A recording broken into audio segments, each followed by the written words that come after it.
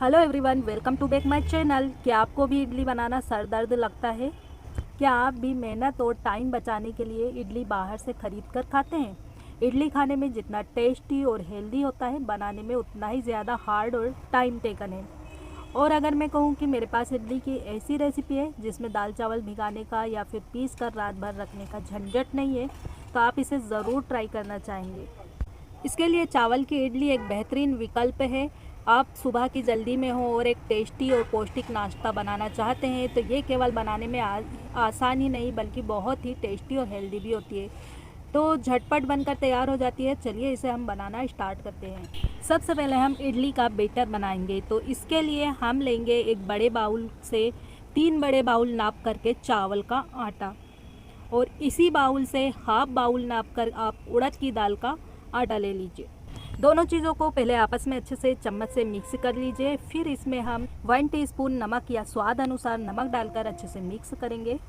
उसी बाउल से half bowl इसमें फ्रेश दही डालेंगे, जिस बाउल से हमने चावल का आटा और उड़द का आटा नाप कर लिया है, और इसे अच्छे से मिक्स करेंगे। और जब बैटर के अच्छे से मिक्स हो जाने के बाद इसमें थोड़ा थोड़ा पानी डालकर दोबारा मिक्स करें और मीडियम कंसिस्टेंसी वाला बैटर तैयार करें।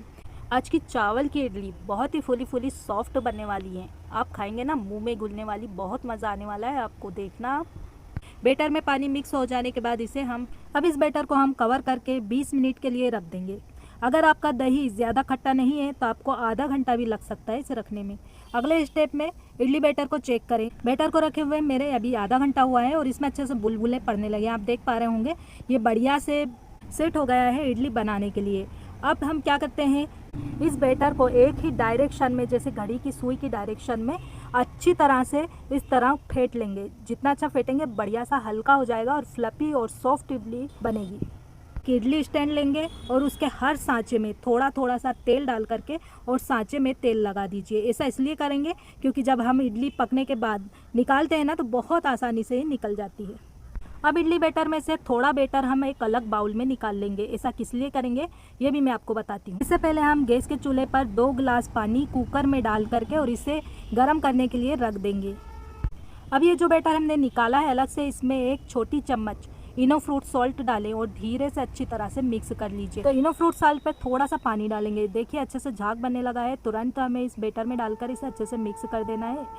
और जब हम इनो फ्रूट सॉल्ट डालते हैं ना, तो बैटर जो है फूल जाता है और इसे हमें तुरंत ही बनाना पड़ता है। इसलिए हम अलग बाउल में थोड़ा थोड़ा बैटर निकालेंगे जितना हमें बनाना है, और इनो फ्रूट सॉल्ट इसमें मिक्स करेंगे और तुरंत इसे हम इडली के सांचे में भरेंगे और इडली सांचे को हल्का सा टेप करेंगे जिससे एयर बबल ख़त्म हो जाएंगे। अब इस इडली के सांचे को हम स्टैंड पर लगाएंगे और फिर इडली का स्टैंड बनकर तैयार है। और इधर पानी भी हमारा खोल चुका है, तो खोलते हुए पानी में कुकर के अंदर इस इडली के स्टैंड को हम रख देंगे।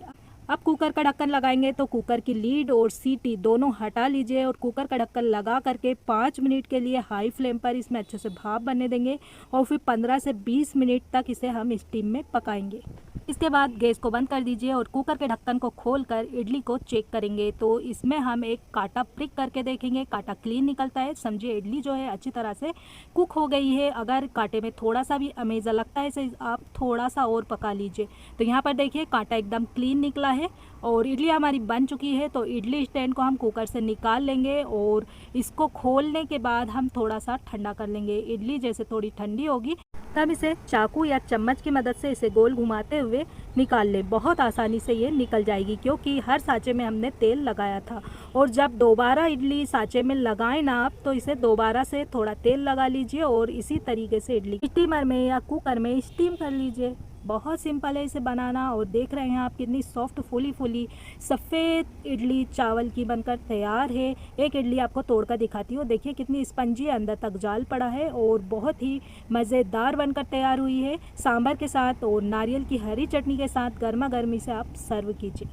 चावल की इडली की ये रेसिपी आपको पसंद आती है तो प्लीज़ वीडियो को लाइक, शेयर और सब्सक्राइब करना नहीं भूलिएगा।